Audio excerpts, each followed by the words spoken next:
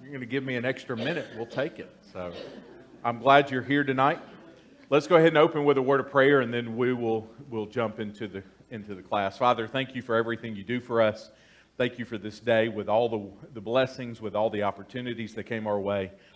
Father, we pray that we made the most of this day, that we squeezed out every moment, that we lived it to your glory, to your honor, to shine light, to be the salt of the earth. We're thankful, Father, for an opportunity to see our family, to see our friends, to love our neighbors, to live out the life and the Sermon on the Mount and the teachings and the principles of Christ.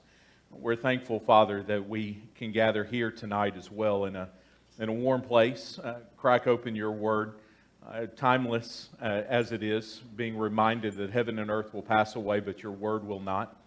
And to read in this case the story of the Exodus and Moses and his role and all the others, as it sets the platform for what Jesus would do for us and for the whole world should people choose to believe and follow him.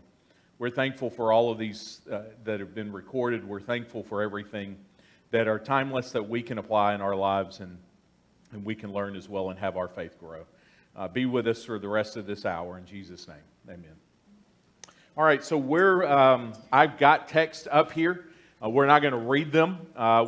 We've gotten into the section with the objections of Moses, so we're going through the book of Exodus. Something I've been trying to do with this study, at least just to keep us at a decent pace and not getting bogged down with it, is to look at the chapters from a thematic point of view. There's themes within each chapter. So chapter 1 is kind of the fear of the Lord. Remember, Shipra Pua, that they feared God. So they were Hebrew midwives that feared God more than they feared the Pharaoh and his commands. Chapter 2, God's care and providence and plan in taking care of Moses. Chapter 3, we started it last week and looking at it in different themes. So chapter 3 contains two themes. One is the name of God, and we talked about that last week with I am. And then tonight we're going to look at the objections of Moses. And there are at least 5 objections. Most of the time we call them excuses, but the more and more I read them, I think that's a little bit of us kind of being able to sit in a comfortable position and not appreciate what God is putting on the shoulders of Moses. I think I would come up with a lot more than Moses, and I think I would come up with a lot more superficial reasons on why I don't need to go back to Egypt for all kinds of things. So Moses has legitimate reasons to this. So I don't want to call them excuses, even though I'll probably slip up and do it. I think they're more of objections. And even in that, it's a conversation, a back and forth between the living God and this servant that he's calling to go and to deliver his people. Be reminded, Moses is close to 80, if not 80. So this is his Abraham moment.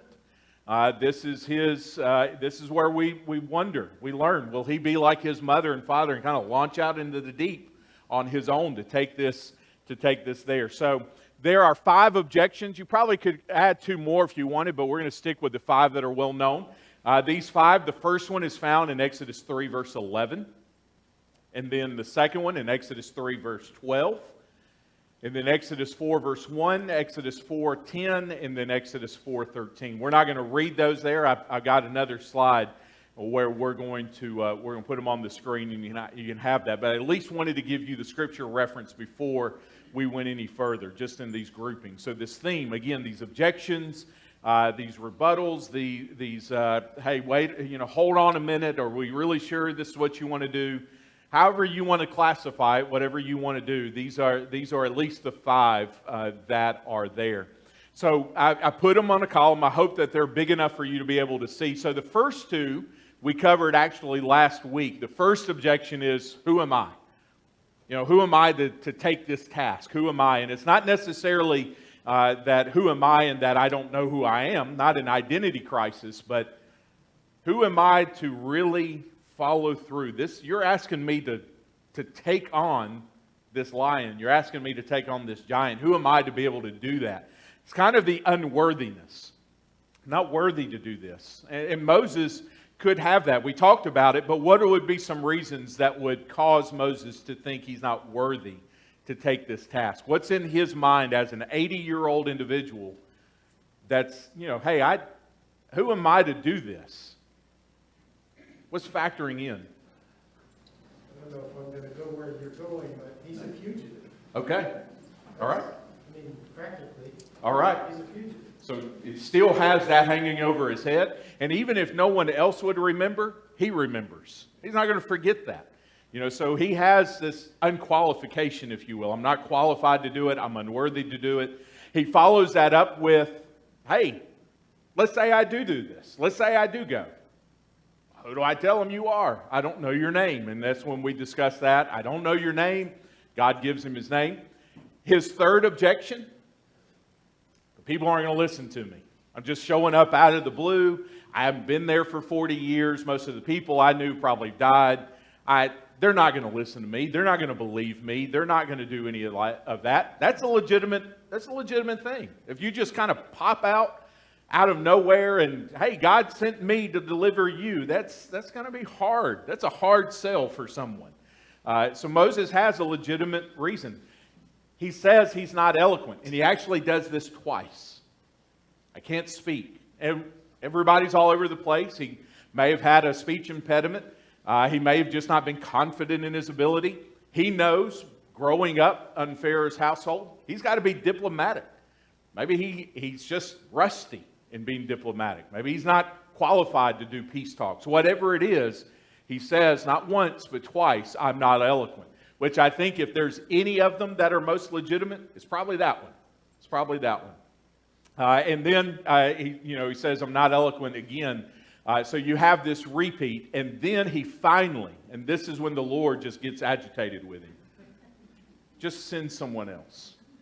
Just send someone else. So I think there's a combination of things in this. So we talked about it in terms of the unworthy. So just in general, what are the factors behind the scenes, this combination of things that are playing this role for Moses? As God's unfolding this before his eyes, and as he's talking to this bush that's not burning up, what's going on behind the scenes that are contributing to Moses' objections? Leaving a herd of sheep and the family of his wife's family. Okay, leaving the herd, leaving his wife, leaving his, or possibly at the time, we don't know whether he's going to. We know they'll go up with him. But at the moment, he doesn't know that, so I could possibly leave him my wife, my children. His wealth. Okay, his wealth. That's another good point. 40 years is a long time. The way that I summarize it, he's comfortable. He spent 40 years building a life, building a family, building a business, if you will. So that wealth, he's very, very comfortable. He is very comfortable.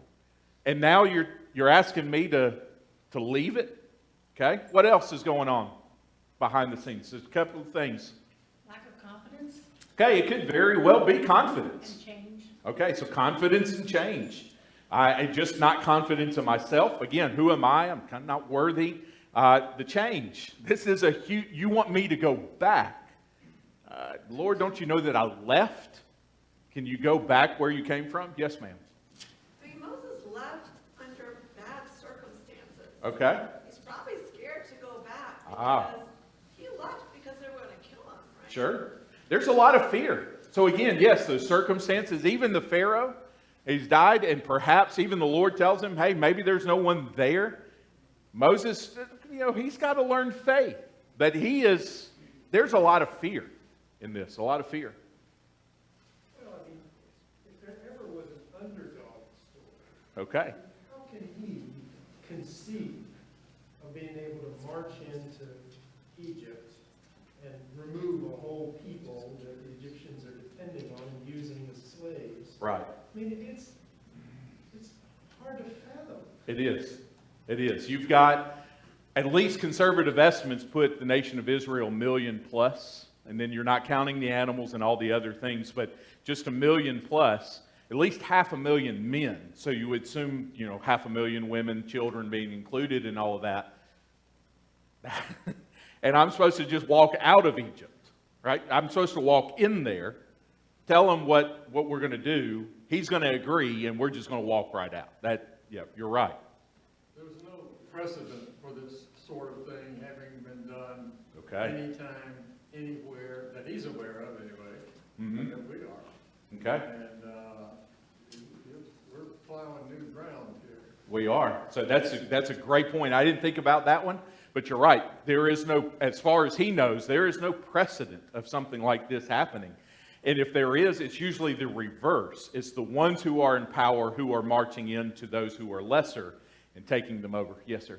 Yeah, the fear of rejection.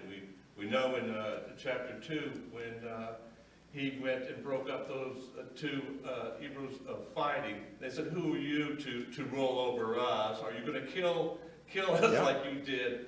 So he's been rejected, and he has that in his mind because he grew up under the Pharaoh in his presence and all this, and then he tried to come back to join his brethren, and they rejected him. Yes. Them. Yeah. So That's a great point. The rejection is there. When I tried to help, it just kind of bit me, and I've learned the hard way. Yes, ma'am.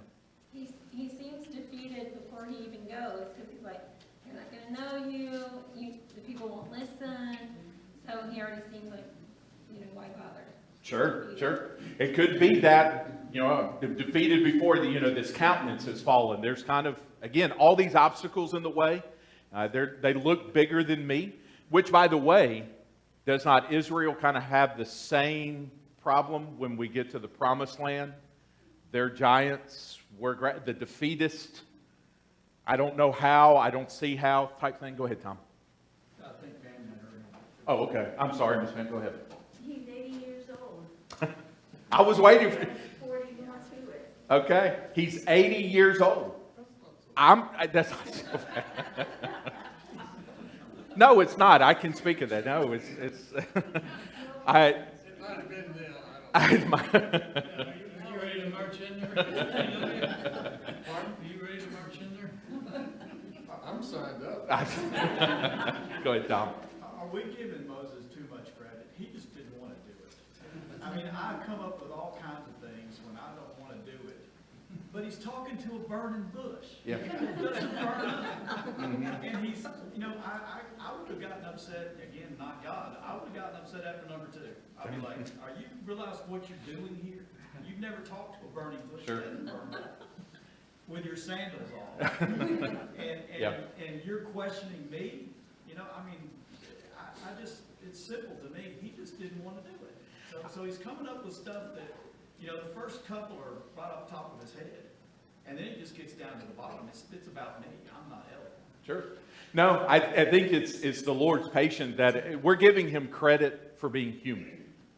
We're giving him credit for being human at 80 years old with all of these things. And up to this point, what kind of experience has he had with Yahweh? So you mentioned precedent. There is no precedent even for this conversation at the burning bush. Now, I'm not going to dismiss that because he finally admits, too, that there's another piece of this. Just send someone else.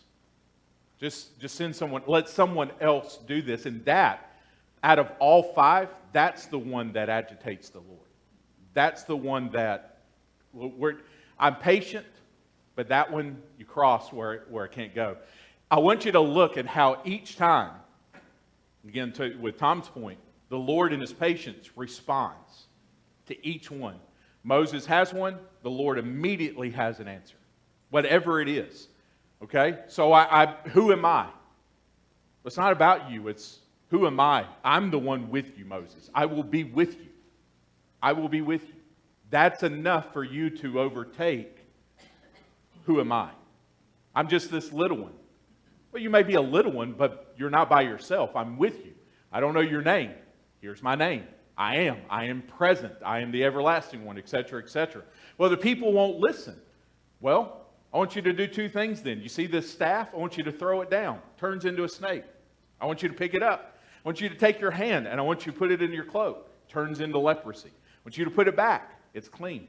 Here's these miracles. What's God doing? He is boosting confidence. He is showing, but the confidence isn't in himself. He's got to learn the confidence is in the one that has called them. Not eloquent. Again, I'm going to be with you. Not eloquent. Okay. I am going to be with you. And then he finally sends someone else. I'm not going to send anyone else. And that's when he repeats the mission. You're not getting out of this. Now, part of the answer to the eloquency is what? I didn't put it up there, but what's God's answer? Okay, I'm going to send your brother. Now, whether that is, again, he's able to do it, we don't know. But in each one of these, God has an answer to all of this. What are some of the practical lessons we learn from God's point of view to Moses' objections? What are some practical lessons from God's answers that we get? Don't waste my time. Don't waste the time of the Almighty coming in. You can be as creative as you want. Can't wiggle out from it, okay? What else? No excuse. Okay, there is no objection. Especially when the I am provides the answer to each one. What else? God can find a way. It's the one that we know of, and we repeat probably to so many others. But Moses, in that moment, it's just God and Moses. Moses has to learn. God can find a way. God will provide a way. What else? What are some other practical things we learn from God's responses to Moses? It's not about me, it's about God. Okay. Just like what you said. It's not about Every single one is about Moses. I can't speak. Who am I? The people won't listen to me, etc., etc. And the limelight is, it's not about you. You're just a vessel. You are a tool within my hand. It's about me in you. It's about me through you.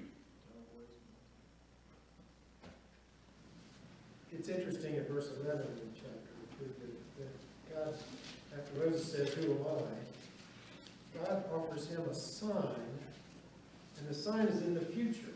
Yes. That when you have walked out of Egypt, you and Israel will come and worship me on the mountain. Yes. Serve me on the mountain. I don't know how practical it is, but it's, a realization that God is a promise keeper. Yes. Yep. 4 times he will give that promise. I will. And that is a promise of a future which is to remind Moses, all the stuff that I'm sending you to do can happen because I'm making a promise that it will. And if you don't succeed, then I don't succeed. I fail. Go ahead.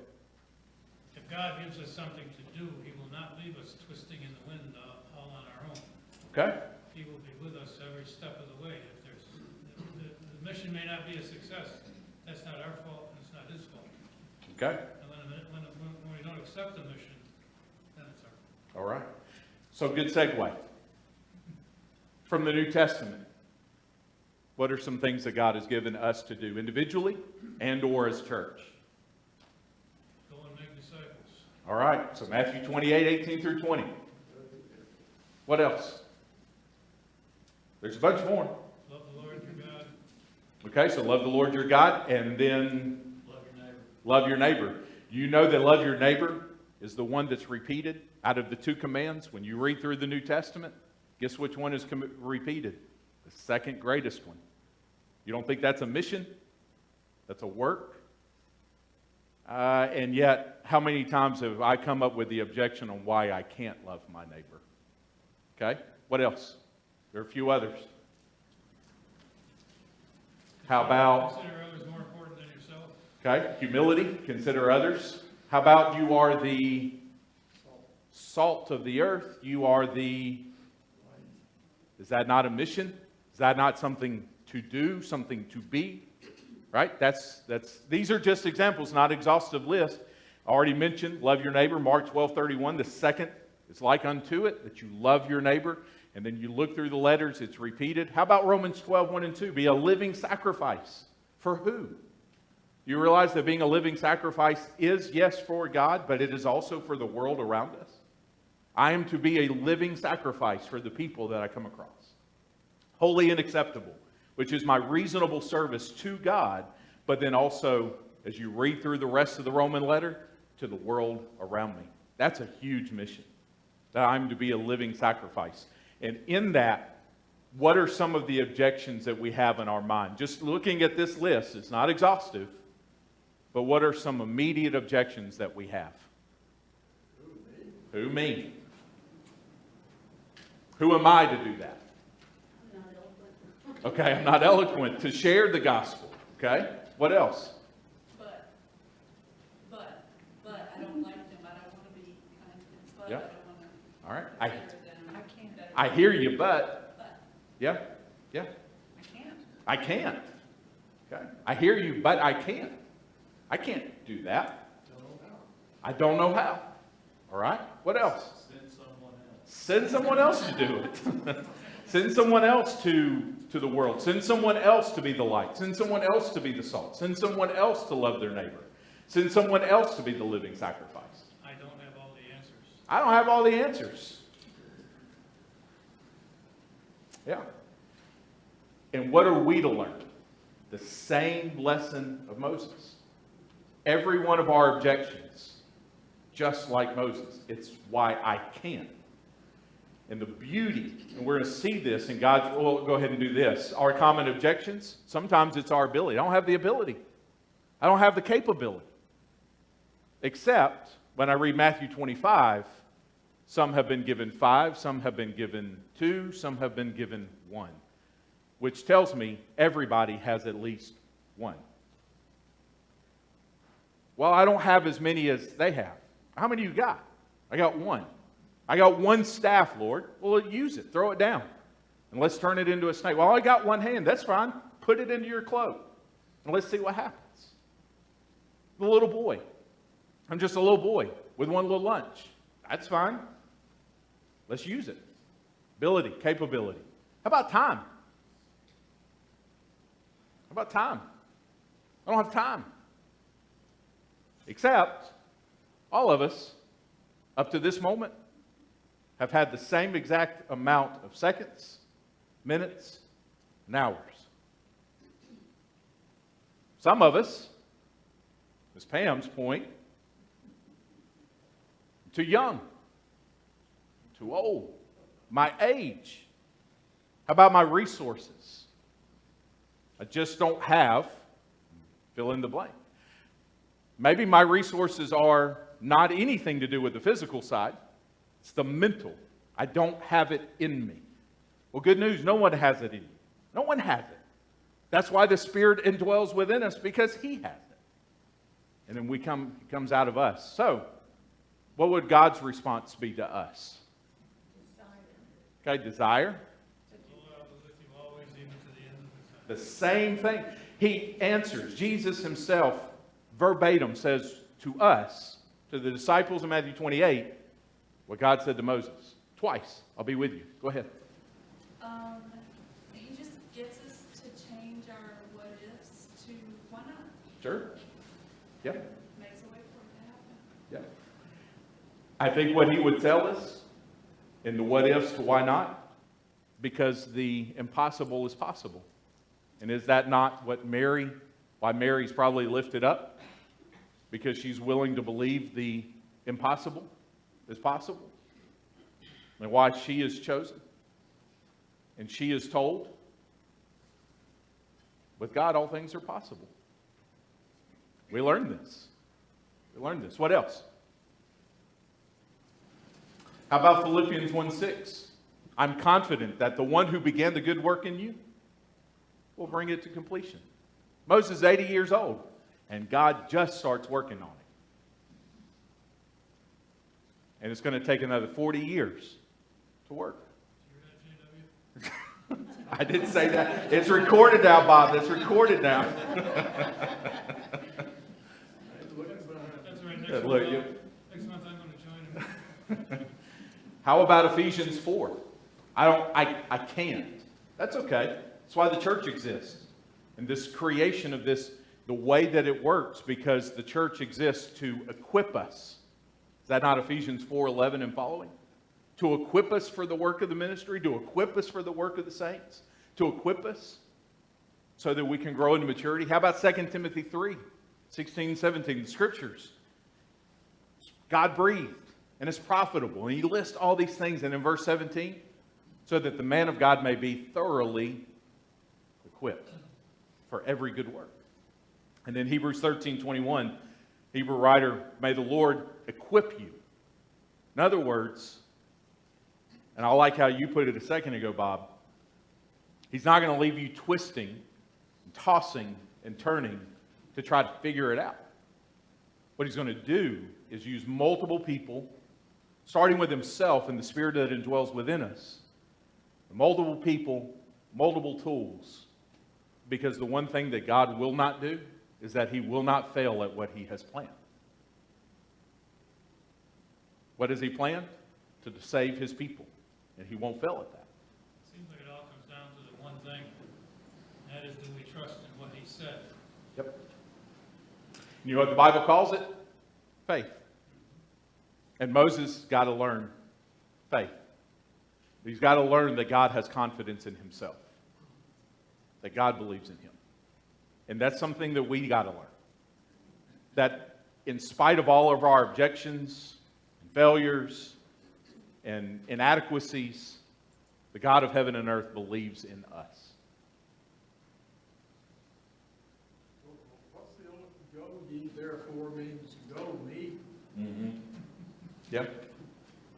And he'll go with us and do all that's needed. Any questions, comments, observations? Okay. So Scott mentioned this a minute ago in verses 17 through 22. God says, I will, 4 times. You want a good verse to read? Skip all the way to the end of the book of Joshua. Years after Moses has died. And the text will say not one word of God failed to come true. That's Elisha's paraphrase. The I will statements that we read in Exodus 3, 17 through 22 are summed up and fulfilled in Joshua 21, 45. Not one promise. Not one. And it didn't happen in Moses' lifetime. And that's okay. Because he learned trust and faith. And you and I will learn that too as we go. So before we leave this section, any questions, any comments, observations, additions, subtractions? Yes, ma'am. I just sometimes wonder the timing. I'm not saying that Moses was idle, but God let him idle for a while, get comfortable, and He then did. ask him to be anything but comfortable. Yep. And that's true for us too. It is. And in that, with Moses being unaware, maybe he was aware, but I'm going to assume he wasn't, God's teaching him. He's healing him because he's leaving a very tenuous situation. Moses needs to literally get away. And he gets away, but God uses this to mold him and shape him. In 40 years, the one who started the good work, he started when he was a baby in a basket, brings it to completion. Tom? Just reflections. As I look over my life, I've always done what I wanted to do. If I want to do something bad enough, I found a way to do it. And when I think about my spiritual life, I think sometimes excuses. And it boils down to I just didn't want to do it. Mm-hmm. Or didn't, for many reasons, but I didn't want to do it. Whether it's lack of trust or lack of faith or whatever. We all do what we want to do. We do. We ultimately say, and we decide. And we don't have to decide verbally. We just decide ultimately with the action that we take. Moses takes it. Moses goes with it. So with all of that said, because we're going to have a good segue into chapter 5. So if you're Moses, you've just had this really good conversation with God. How are you feeling as you leave? You're walking down the mountain and God has done all of this. You perturbed God a little bit, but you live to tell the tale. You feel wow. Okay. What else? Uh-oh. This is real. You feel confident?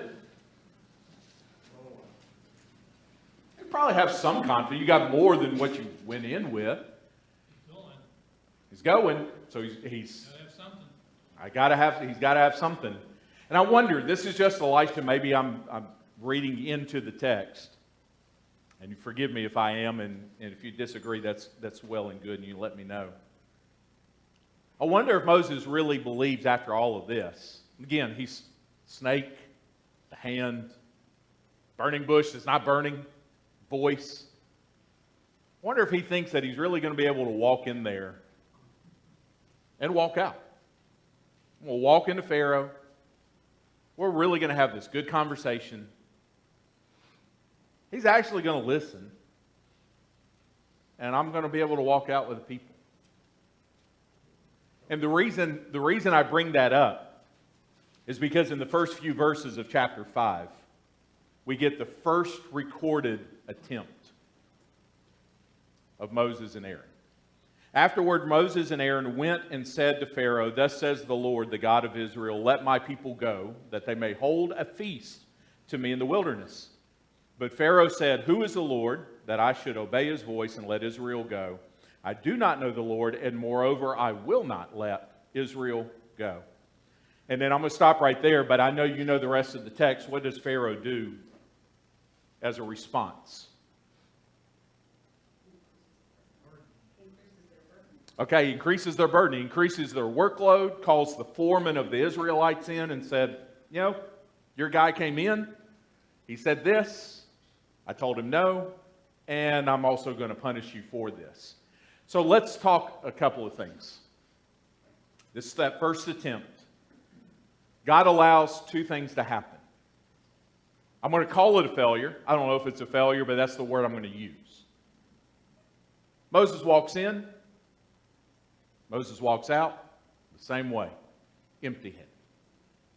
And not only empty-handed, but now the circumstances get a whole lot worse. Why does God allow that?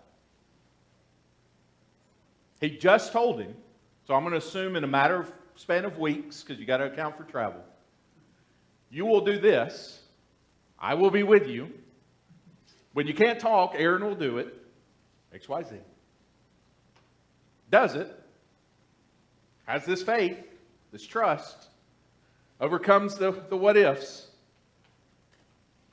and wow, uh-oh.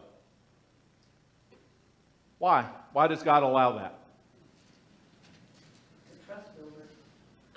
That's an interesting way to build trust. What would you dig into that for me? Well, just that what we see as defeat sometimes is part of God's plan toward either strengthening us or making it more clear that it has nothing to do with Pharaoh, because on down the line, God weakens him, and it's very blatant that Pharaoh is defeated. Okay.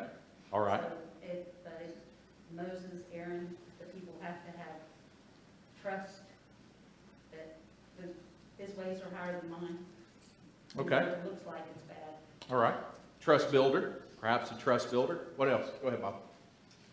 Sometimes it's helpful to have a small victory and then build on the small victories, is one that gives you the courage to take the next step. And while the step itself failed, Moses walked away from it, which is one of the things he thought he wasn't going to be able to do. Okay. And I know it's in Israel, it didn't go before the king unless you were invited. I wouldn't be surprised. It's the same thing with Pharaoh. Yep. Esther had that. Esther is the same way. Okay. I think it's because God wanted him to know he was the deliverer. All right. It's because of him. And, Moses should get used to the complaint. So, he gave a little bit of that. At the character building moment. That's it. You gotta get used to that. Yeah. God, Okay. he said, I'm gonna deliver him with a strong hand. Okay.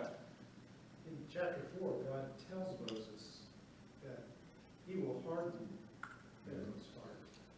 And essentially he says, this is not going to be easy. Don't expect it Yeah. to be easy. This is not going to go, he's not going to let it go easy. Yeah. So he's already given him, to some degree, a sense of what to expect. He has. He has. There shouldn't be that much of a surprise, which seems to indicate that. Go ahead. The more persecuted people are, the more united they become, in many cases. Okay. In many cases, the more persecuted. Okay. How about this? At the end of the day, Pharaoh's a free moral agent. And so there are a couple of things that got to be in play. How gracious is God to give Pharaoh an opportunity? I know you don't see grace, the word grace, at all. But does God have to give him an opportunity? He doesn't have to, does he? And this won't be the last time that he gives him one. After a few select plagues, Moses will come back. Let my people go. It's opportunity after opportunity. This is one of those where his ways are higher than our ways. This is why we don't comprehend the steadfast love of the Lord, and why it never ceases, and how it's mixed with justice. He cannot let Pharaoh and what he's doing to his people, he cannot let it continue. But at the same time, he is a God who loves Pharaoh, as hard-hearted as he is, by his choice at this moment. And this is going to be one of multiple opportunities for that. Number two, because Pharaoh is a free moral agent, that means that there is a risk-reward. Let's say Pharaoh does listen. People are let go. Let's say he doesn't listen. The people are punished. At some point, we have to acknowledge when we deal with each other, we are free moral agents, and the Lord is not going to override our free will. He will not. He won't. He just won't do it. And sometimes, for evil people in this world, because he won't do that, that means that they will increase their suffering of others.